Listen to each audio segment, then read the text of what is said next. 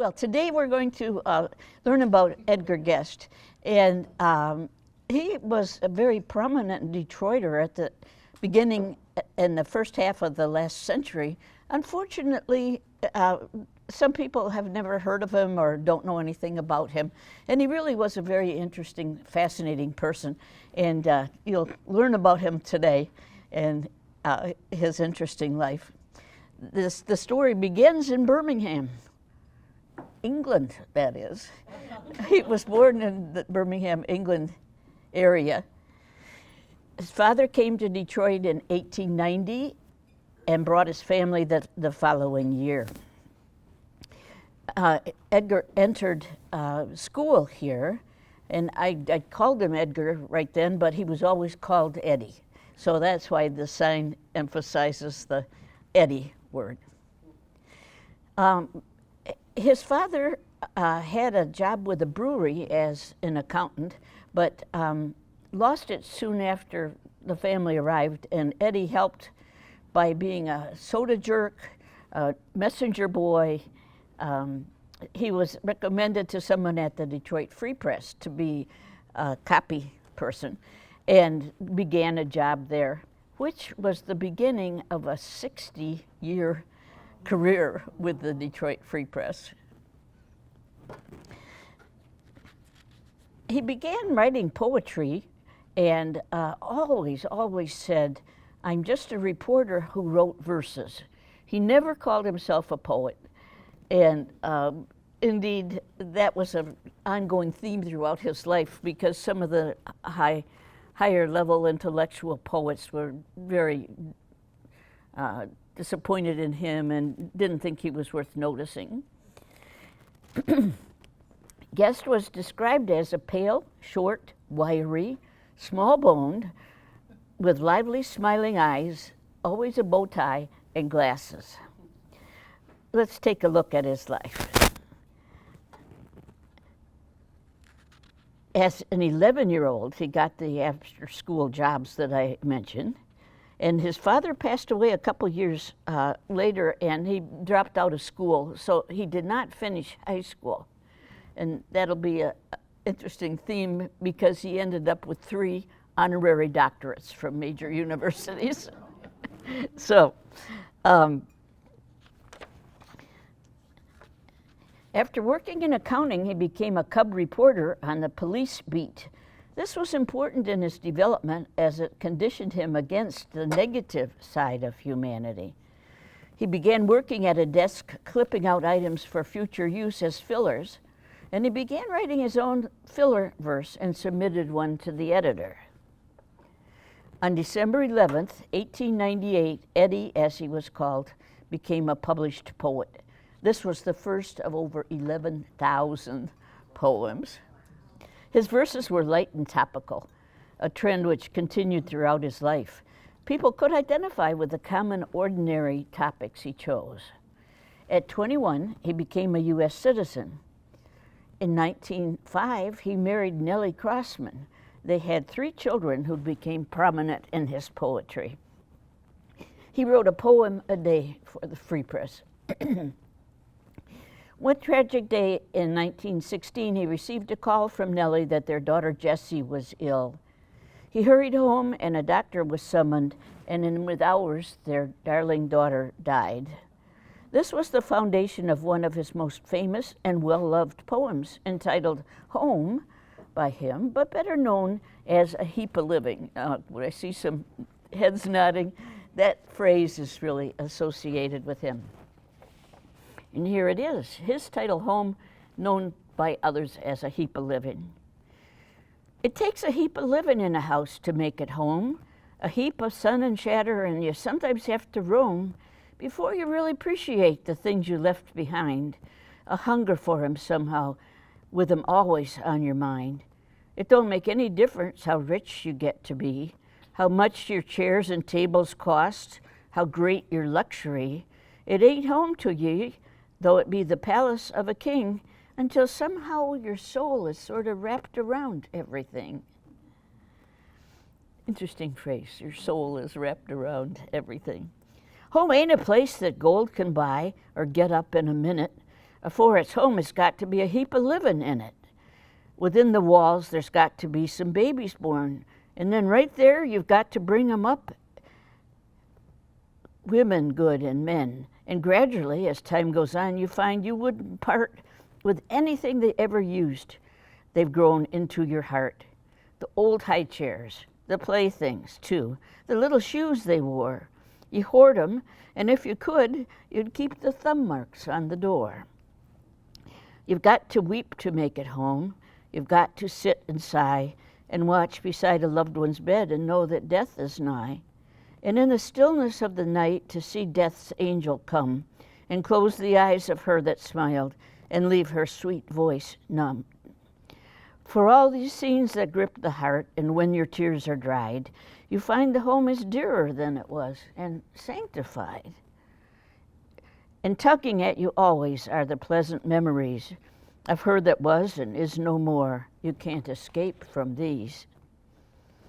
You've got to sing and dance for years. You've got to romp and play and learn to love the things you have by using them each day. And even the roses around the porch must blossom year by year before they come to be part of you, suggesting someone dear who used to love them long ago and trained them just to run the way they do, so they would get the early morning sun. You've got to love each brick and stone, from cell up to the dome. It takes a heap of living in a house to make it home. Now you heard his probably most famous poem. As more of his poems were published, people began clipping his poems, making scrapbooks. People began approaching one another and quoting whole lines or whole poems. They would come together and suddenly start repeating some of the lines from his poems. Critics disdained his simple verses. For them, poetry had to be open to various interpretations. His poems were syndicated in over 300 papers nationally. There became a demand for publishing them. His brother was a printer, his brother Harry, and he bought a set of type and began setting the poems in type he could do about 8 pages, but he'd run out of E's. E was the most frequently used letter, and so he'd have to print those, take apart all the type, start all over again, and do it about 8 more pages again before he would run out of E's again. 2 years later, 1,500 copies of Just Glad Things were published. The success of these led to the Detroit Rotary Club offering to publish his poems. Commercial publishers became interested, and in 1916, his Heap of Living book sold over 1 million copies. Imagine that, a million copies. Books of his poems with khaki covers were sent overseas with the doughboys in World War I, and were sent to soldiers in camps here in America also. Guest-produced poetry at a steady rate, publishing 1 per day, year after year after year. Sometimes he wrote 2 per day, and he was known to jump for joy if he ever wrote 3 per day. He usually would go back and work on these a few days later before submitting them for publication. He typically sat at a typewriter at home mornings to write. He would socialize and give speeches in the afternoons and evenings. And he was very, very popular and very much in demand with Rotary groups, business groups, churches, women's organizations, men's organizations. Early in his career, he wrote for vaudeville. The extra income was most welcome and helped pay for furniture that had been ordered. He was invited to come to Hollywood, which he did, but he found he didn't like it there. He was dealing with other people's scripts. And although he was paid very well, $3,500 a week, and this was in the teen years, he longed to get back to Detroit and left Hollywood. His personal appearances to support worthy causes made him an honored public figure, and a Detroit school was named for him, the Edgar Elementary School. And didn't really realize it at the time, but it's rare for a school to be named for a living person. So that was quite significant that they named the school for him.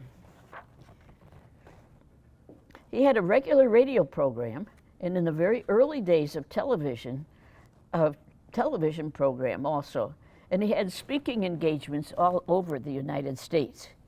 Among his many civic activities, he chaired the Protestant part of the Detroit Roundtable of Christians and Jews. And he worked with boys' clubs, the Masonic Order, the Detroit Golf Club, and the Detroit Athletic Club. His home was on Hamilton, very close to the Detroit Golf Club. Let's take a look at some of his rhymes. What made him so popular that his poems were syndicated in over 300 papers. He wrote about everyday topics, saying, if I experienced these things, probably other people did too, and would pick topics from his everyday life to write about. These included family values, hard work, simple living, modesty, sincerity, dogs, children, gardening. It could be an index of American life. Using colloquialisms, he wrote in ways which people could easily understand and identify with. Hundreds of garden clubs across the United States began and closed their meetings with his poems about gardening. Found that interesting that it was a unifying topic. Perhaps this was one of the poems the gardeners loved, and the title is God Made This Day for Me.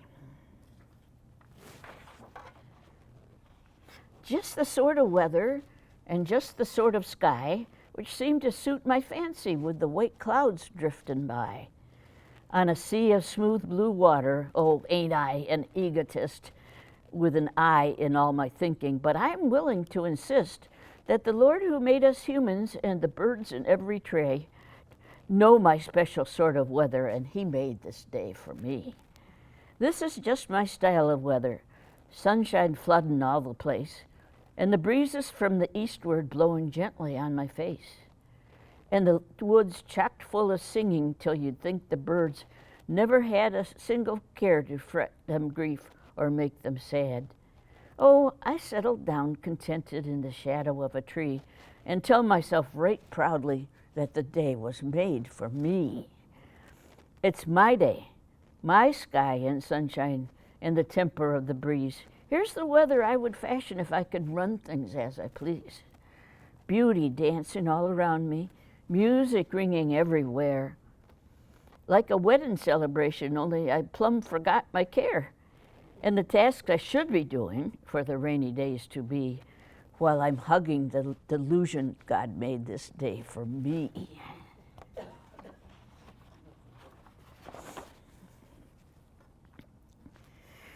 Several years ago, I interviewed Jane Guest Duffy, the granddaughter of Edgar Guest, and the daughter of his son Bud Guest Jr. Now, Bud Guest Jr. was a WJR radio personality. Maybe some of you, did anybody listen? 8:15 to 8:30, weekday mornings. But Bud Guest would talk about the sunny side of the street and give pleasant, good-humored insights into things.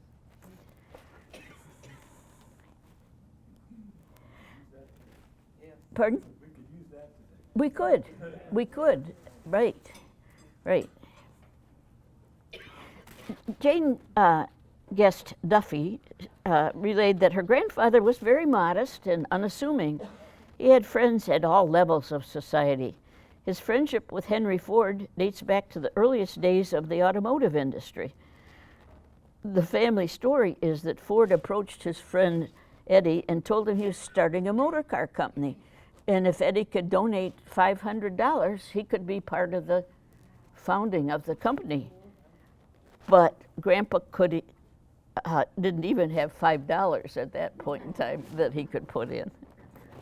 But the records show that Henry Ford, over the years, gave him 4 different cars and gave him a car as a wedding present. But the grand irony was that Edgar Guest never learned to drive. Either walked, took buses, or had a driver.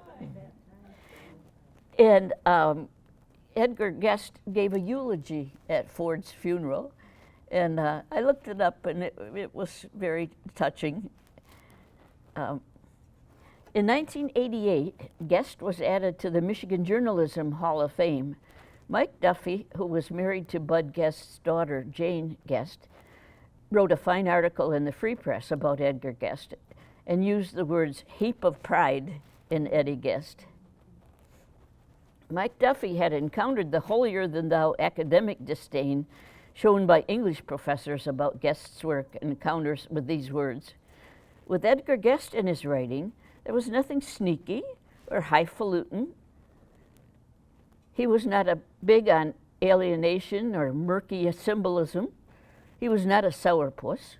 He was not a pessimist. He was exactly what he seemed, a genuinely nice person who believed in the golden rule. And he wrote simple rhyming words that echoed these feelings.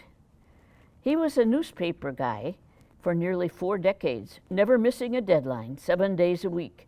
He worked 60 plus years for one newspaper, creating words that struck a human chord. Pretty amazing, Eddie Guest, Hall of Fame for sure. Wonder how those academics who scorned him felt about his 3 honorary doctorates from the University of Michigan in '55, Michigan State in '52, and Wayne State in 1936. When Guest died in August of 1959, the Detroit Free Press had this headline, Eddie dies in his sleep at 78. And everyone knew what had happened. They knew who Eddie was. He was such a familiar figure to everybody. Another of his favorite poems is It Couldn't Be Done. Are any of you familiar? Oh, I think so. This one? But they did it? Yeah, yeah. Somebody said that it couldn't be done, but he with a chuckle replied that maybe it couldn't, but he would be one who wouldn't say so till he tried. So he buckled right in with a trace of a grin on his face. If he worried, he hid it. He started to sing as he tackled the thing that couldn't be done, and he did it. Somebody scoffed, oh, you'll never do that. At least no one has ever done it. But he took off his coat and he took off his hat, and the first thing we knew, he'd begun it. With a lift of his chin and a bit of a grin, without any doubting or quit it, he started to sing as he tackled the thing that couldn't be done, and he did it. There are thousands to tell you it cannot be done. There are thousands to prophesy failure. There are thousands to point out to you one by one the dangers that wait to assail you. But just buckle in with a hint of a grin. Just take off your coat and go to it. Just start to sing as you tackle the thing that cannot be done, and you'll do it. That's the one I remember now. Yeah, as someone is saying here, that's the one that I really know.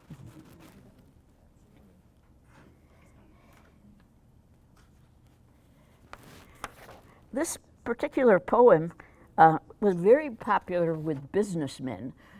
Hundreds of them wrote to him seeking permission to use it in their business, and it's called Good Business.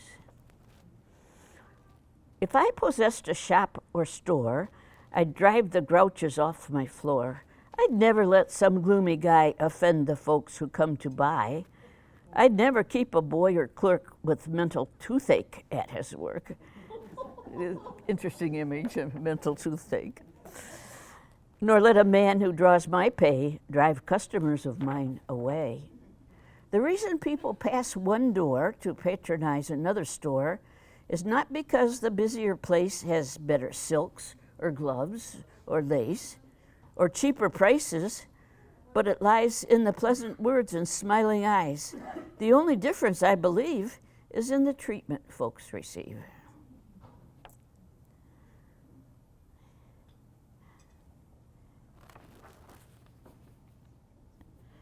Now we have one that's kind of his reaction to children.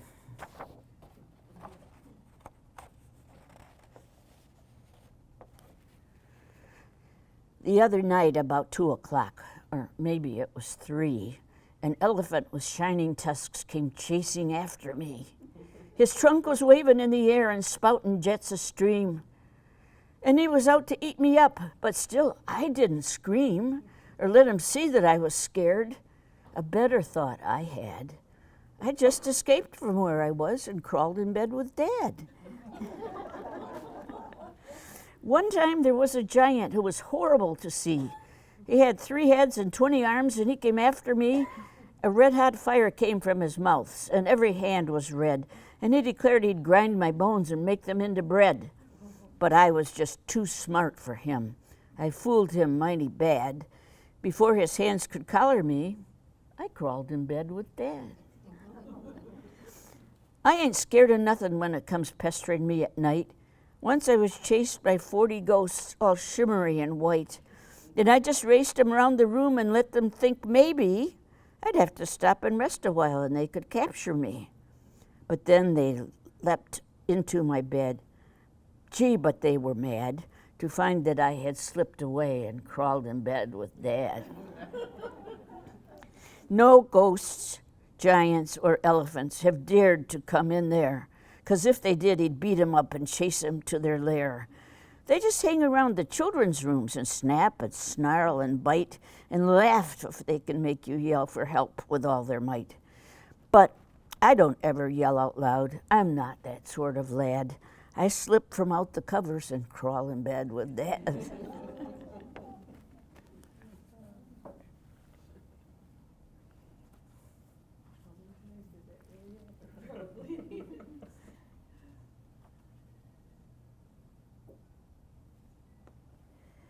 This one is a bit of a credo, a finer thought. How fine it is at night to say, I have not wronged a soul today. I have not by word or deed in my breast sowed anger's seed, or caused a fellow being pain, nor is there in my chest a stain that shame has left in honor's way. With head erect, I lived this day. When night slips down and day departs, and rest returns to weary hearts, how fine it is to close the book of records for the day, and look once more along the traveled mile, and find that all has been worthwhile. To say, in honor I have toiled, my plume is spotless and unsoiled. Yet cold and stern a man may be, returning his integrity, and he may pass from day to day, a spirit dead in living clay, observing strictly morals, laws, yet serving but a selfish cause. So it is not enough to say, I have not stooped to shame today. It is a finer, nobler thought when day is done and night is brought, the contemplative hours and sweet, and rest to weary hearts and feet. If a man can stand in truth and say, I have been useful here today, back there is where I chance to see with hope newborn because of me. This day in honor I have toiled. My shining crest is still unspoiled, but on the mile I leave behind is one who says that I was kind, and someone hums a cheerful song because I chanced to come along. Sweet rest at night that man shall own, who has not lived his day alone. Probably a credo for the way he lives his life.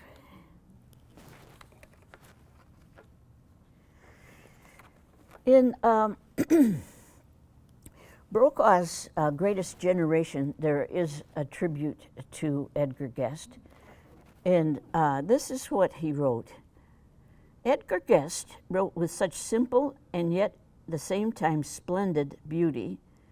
He could turn the homeliest and most familiar surroundings into heroic and sacred aspects of the dance of life.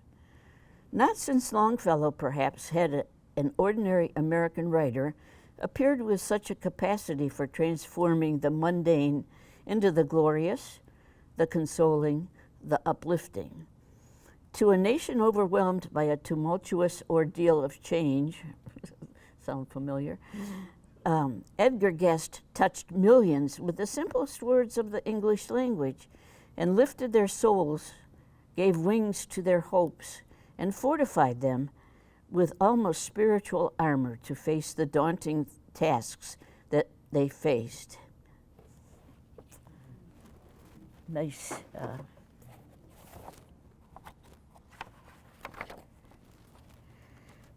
And in conclusion, I would like to read this poem. We have among us such fine friendships, and that is what this poem deals with. A friend's greeting. I'd like to be the sort of friend that you have been to me. I'd like to be the help that you've been always glad to be. I'd like to mean as much to you each minute of the day as you have meant, old friend of mine, to me along the way. I'd like to do big things and splendid things for you, to brush the gray out of your skies and leave them only blue. I'd like to say the kindly things that I so often have heard, and feel that I could rouse your soul the way mine you've stirred. I'd like to give you back the joy that you have given me, yet that we're wishing you a need I hope will never be. I'd like to make you feel as rich as I who travel on, undaunted in the darkest hours, with you to lean upon. I'm wishing this at Christmas time, that I could but repay a portion of the gladness that you've strewn along my way. And I could have one wish this year, it would be, I'd like to be the sort of friend that you have been to me. Well, that I hope gives you some insight and some affection for this remarkable man who was a basic, humble human being, certainly believed in the golden rule, put forth great effort, and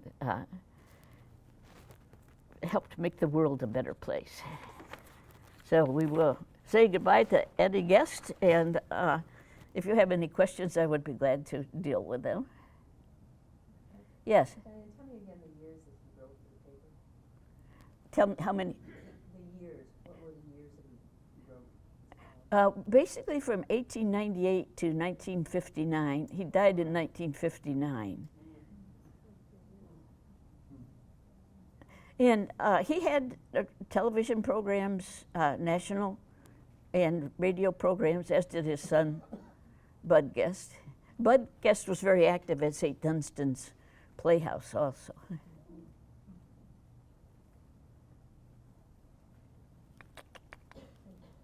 Well, you have been a very gracious audience. Thanks for coming.